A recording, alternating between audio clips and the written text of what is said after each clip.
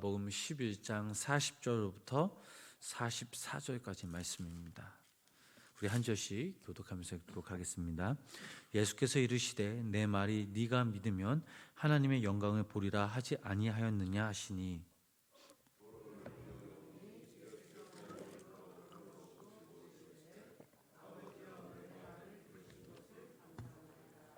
항상 내 말을 들으시는 줄을 내가 알았나이다. 그러나 이 말씀하는 것은 둘러선 무리를 위함이니 곧 아버지께서 나를 보내신 것을 그들도 믿게 하려 함이니이다.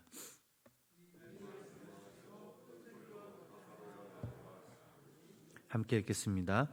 죽은 자가 수족을 배로 동안 채로 나오는데 그 얼굴은 수건에 쌓였더라. 예수께서 이르시되 풀어 놓아 다니게 하라 하시니라. 아멘. 오늘도 하나님의 그 귀한 은혜와 사랑이 우리 성도님들 삶 가운데 함께 하시길 주님의 이름으로 간절히 축원합니다. 베다니에 살고 있던 한 남자가 죽었습니다. 그의 이름은 나사로. 나사로는 아주 예수님과 친밀한 관계였습니다. 나사로가 죽은 지 그 사흘째 예수님께서 찾아오셨고, 죽은 나사로의 누이 마르다와 또 마리아가, 그리고 나사로의 가족들을 위로하던 온 많은 유대인들이 그곳에서 예수님을 만났습니다. 이들은 하나님의 구원을 얻은 자들이었고 영원한 생명을 믿는 그런 사람들이었습니다.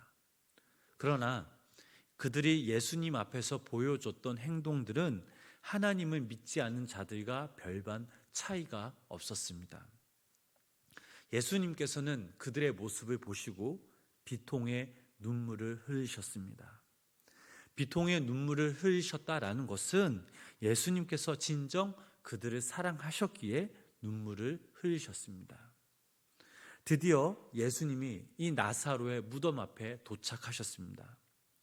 나사로의 시체가 누워있는 그 무덤 입구에는 돌들로 가로막혀 있었습니다. 예수님께서는 뒤에 따라온 유대인들에게 돌을 옮겨 놓으라라고 말하였습니다. 그런데 그때 마르다가 예수님의 그 앞을 가로막고 나서며 이렇게 말했습니다. 예수님, 나사로가 죽은 지 사흘이 지났고 냄새가 너무 심하게 납니다 라고 말합니다. 이 말의 뜻은 무엇입니까? 예수님, 당신이 지금 무슨 행동을 하시려는지 잘 모르지만 이 행동은 조금 아닌 것 같습니다. 무리인 것 같습니다 라는 그런 의미였습니다. 자, 이 말을 듣는 예수님께서 마르다에게 이렇게 말씀하시죠. 오늘 본문 40절 말씀 우리 다시 한번 함께 읽어보도록 하겠습니다. 함께 읽겠습니다. 예수께서 이르시되 내 말이 네가 믿으면 하나님의 영광을 보리라 하지 아니하였느냐 하시니. 아멘.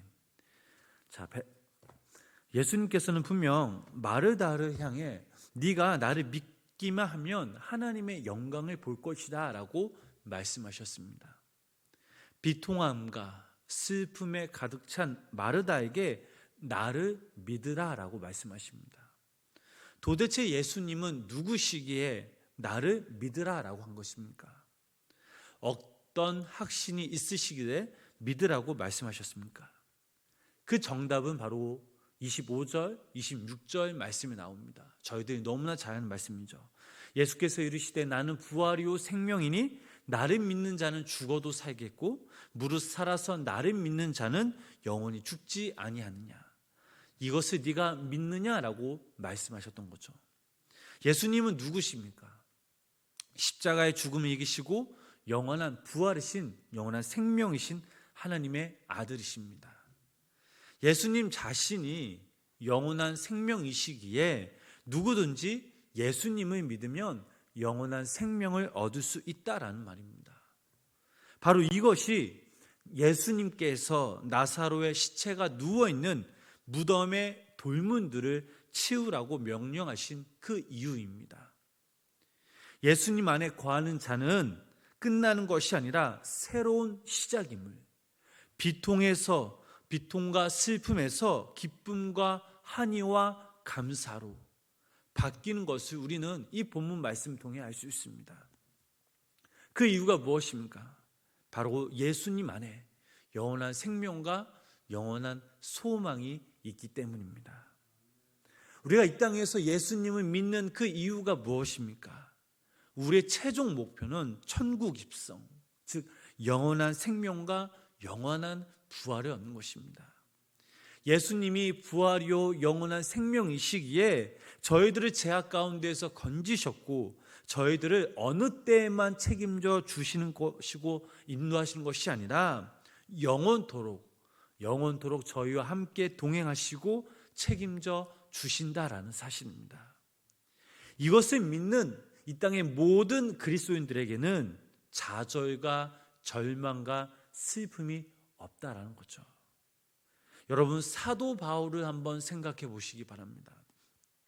사도 바울이 예수님을 믿기 전 그는 그리스도인들을 핍박하던 사람이었습니다. 그러나 다메섹 도상에서 예수님을 만나 그의 모든 삶이 전적으로 바뀌는 그 모습을 저희들은 너무나 잘 알고 있습니다. 그 안에 그의 삶 가운데 오직 예수 그리스도만이 자리 잡게 되었습니다. 그의 평생 주님만을 위해 일하니 고난과 핍박은 말할 필요도 없습니다. 그러나 단 한순간도 사도 바울은 절망하거나 낙심한 적이 없었습니다. 왜 그렇습니까? 오직 예수, 부활과 영원한 생명이 그의 안에 있었기 때문입니다. 바울의 삶 가운데는 언제나 주님을 향한 이 간절한 믿음과 소망이 자리 잡게 되었습니다. 주님의 빛 안에 늘 거했던 거죠. 로마에는 사도 바울이 참수당하기 전까지 갇혀 있었던 그런 지하 감옥이 보존되어 있다라고 합니다. 그곳은 계단을 따라서 지하로 내려가는데 그곳은 마치 4평 남짓 아주 작은 지하 감옥이었다라고 합니다. 외부와는 완전히 차단된 곳이었고 또 그곳에는 수많은 죄수와 함께 옥살이를 하였는데 세수를 할 수 없었고 또한 화장실도 따로 없었다라고 합니다. 너무나도 처참한 그곳에서 사도 바울은 절망하며 하나님을 원망할 수 있었지만 오히려 그곳에서 하나님을 찬양하며 이렇게 고백하였다라고 합니다. 빌립보서 4장 4절로부터 7절 말씀, 우리 이 말씀 함께 읽어보도록 하겠습니다. 주 안에서 항상 기뻐하라. 내가 다시 말하노니 기뻐하라. 너희 간용의 모든 사람에게 알게 하라. 주께서 가까우시니라. 아무것도 염려하지 말고 오직 모든 일에 기도와 간구로 너희 구할 것을 감사함으로 하나님께 아뢰라. 그리하면 모든 지각에 뛰어난 하나님의 평강이 그리스도 예수 안에서 너희 마음과 생각을 지키시리라. 아멘. 자, 어떻게 가장 최악의 환경에서 사도 바울이 이런 담대한 고백을 할 수 있었겠습니까? 바로 부활하신 예수님, 영원한 생명 되신 그 예수님이 바로 사도 바울과 함께 하셨기 때문입니다. 그는 이미 하나님의 영광을 보았습니다. 예수님께서 그 생명의 빛 가운데 그를 인도하셨습니다. 이런 마음과 고백들이 있었기에 사도 바울은 참수당하기 전까지 절망하지 않았고 오히려 소망을 품고 영원하신 그 예수님 한 분만을 바라보았습니다. 우리 본문 41절, 42절 본문 말씀을 우리 계속해서 읽어보도록 하겠습니다. 본문 41절, 42절 말씀입니다. 돌을 옮겨 놓으니 예수께서 눈을 들어 우러러 보시고 아버지여 내 말을 들으신 것을 감사하나이다. 항상 내 말을 들으신 줄 내가 알았나이다. 그러나 이 말씀하옵는 것은 두렵사 위함이니 곧 아버지께서 나를 보내신 것을 그들도 믿게 하려 함이니이다. 아멘. 자, 이것은 예수님의 감사기도입니다. 예수님은 하나님께서 이미 드린 기도를 들어주신 것에 대해 감사하고 계십니다. 그렇다면 언제 예수님이 기도하셨을까요? 예수님은 베다니로 오시기 전 분명 나사로를 위해서 기도하셨을 것입니다. 예수님이 이렇게 공개적으로 감사 기도를 드신 데는 이유가 있었습니다. 그 이유는 무덤가에 모인 사람들, 즉 당신의 사람들도 하여금 하나님이 보내신 그 메시아, 즉 예수 그리스도를 믿고 알게 하시려는 데 있었습니다. 즉 예수님과 하나님과의 관계를 잘 알도록 하시기 위해서였습니다. 자신은 하나님이 보내신 메시아시며 하나님은 자신의 기도를 분명 들어주셨음을 알려주고 싶었던 것이었습니다. 예수님께 중요한 것은 죽은 나사로를 살리는 것이 아니었습니다. 그곳에 함께 모인 사람들이 하나님을 온전히 믿고 바른 길로 인도하는 데 궁극적인 목표가 있었던 것이죠. 죽은 나사로도 살리고 모든 사람들을 살기 원하시는 것이 바로 하나님의 뜻이요 하나님이 기뻐하시는 일임을 바로 아셨기 때문입니다. 사랑하는 우리 성도 여러분, 우리는 부활이요 생명 되신 예수님을 믿고 있습니다. 그렇다면 혹시나 우리 가운데 우리 스스로를 가두고 있는 작은 문들과 돌들이 있다면 이 시간 우리가 이것들을 치우는 그런 작업을 해야 될 줄 믿습니다. 우리 삶 가운데 절망의 돌들을, 낙심의 돌들을, 걱정의 돌들을 우리가 치우며 우리가 부활이요 생명 되신 예수님이 두파발려 우리를 맞이해 주실 것입니다. 우리가 주님의 품 안에 거하면 우리는 예수 그리스도로 말미암아 영원한 생명의 빛을 바라보게 될 것입니다. 그 생명의 빛이 얼마나 대단한지, 그 능력이 얼마나 대단한지 지금은 모르지만, 그러나 우리가 날마다 주님 안에 거할 때, 그리고 먼 훗날 우리가 천국 입성하여 주님과 그곳에서 영원한 생명을 누리며 살아갈 때, 그때 우리는 분명 깨닫게 될 것입니다. 중요한 사실이 있다면 우리뿐만 아니라 또 우리가 서로 사랑하는 사람들을 우리가 예수님께로 인도해야 될 줄 믿습니다. 하나님께서는 분명 하나님의 어떠한 목적과 뜻을 가지고 우리를 자녀 삼아 주셨습니다. 우리가 하나님의 자녀가 된 것을 우리가 확실하게 믿는다면 나 혼자 이기적으로 살아가는 것이 아니라 내 주변의 사람들을 서로 사랑하면서 품고 또 그들을 인도하며 그들을 예수님께 온전히 믿고 맡길 수 있도록 우리가 더욱더 기도해야 될 줄 믿습니다. 이것이 바로 우리를 향한 하나님의 뜻이자 하나님의 기쁨입니다.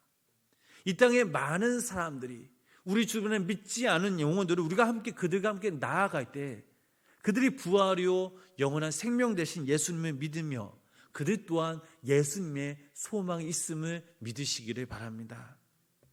그들과 내가 이 세상을 밝히고 지키는 빛과 소금의 역할을 감당하게 될 것입니다.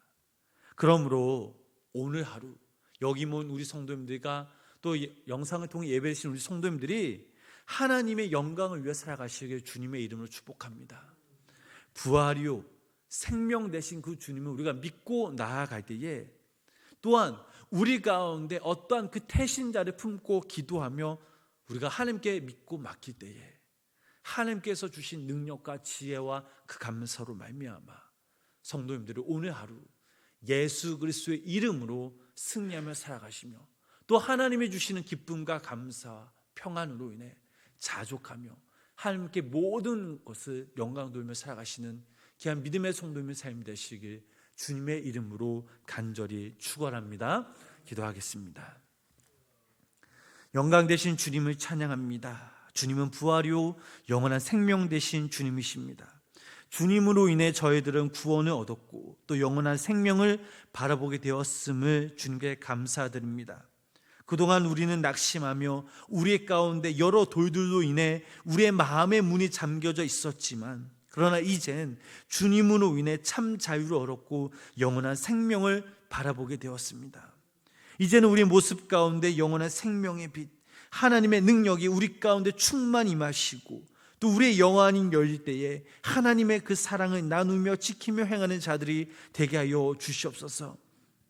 무엇보다 우리가 이 땅에 살아갈 때 어떠한 상황 가운데 낙심되며 좌절할 때로 우리를 일으키시는, 우리의 힘이 되시는, 우리의 능력 되시는 주님만을 바라보게 하시며 우리를 통해 하나님 홀로 영광 받으시는 주님의 귀한 복된 자녀들 되게 하여 주시옵소서. 하나님, 오늘 하루도 우리 땅에서 우리가 살아갈 때에 하나님의 자녀들로서 부끄럽지 않게 살아가게 하시고 오직 예수 그리스도만이 내 안에, 우리 안에 거하실 때 소망이 넘치며 주님을 찬양하며 주님께 영광 돌리는 삶을 살아가게 하여 주시옵소서. 아버지 하나님, 또한 오늘도 이 새벽 주님의 전에 나와 하나님께 간절한 그런 여러 가지 기도 제목들을 가지고 함께 기도하며 나아갑니다. 하나님, 그 마음 아시오니 오늘도 이 시간 위로하여 주시고 들어주시옵소서. 예수님의 이름으로 간절히 기도드렸습니다. 아멘.